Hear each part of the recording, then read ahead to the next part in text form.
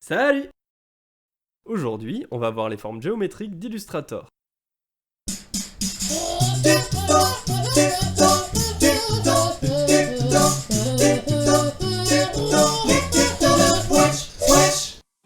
Il y a 5 formes de base que tu peux retrouver dans la barre d'outils à gauche. Clique quelques secondes sur l'outil rectangle et une fenêtre va apparaître afin que tu puisses accéder aux autres formes disponibles.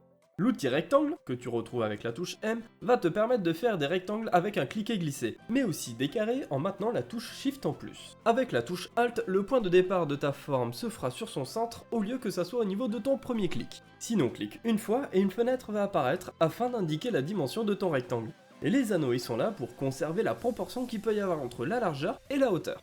Pour l'outil ellipse, c'est exactement le même principe, sauf que son raccourci, c'est le L. Le polygone a les mêmes réactions que le rectangle ou l'ellipse quand tu utilises le Alt, et pour le Shift, ça va juste te verrouiller l'axe.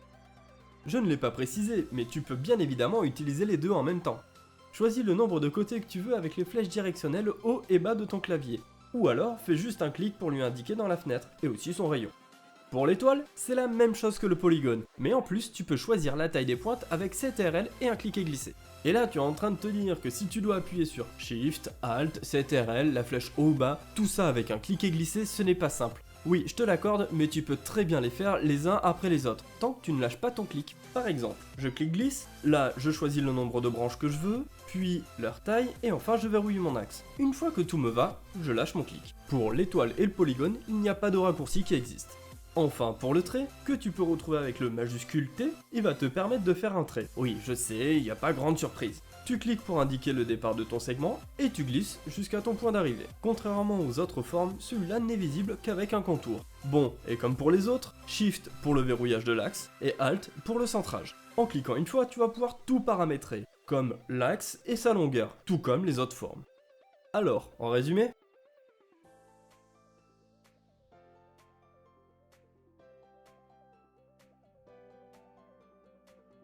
comme d'habitude, pose tes questions en commentaire. Et n'oublie pas de t'abonner, d'activer la cloche et de mettre un petit pouce bleu. Bye!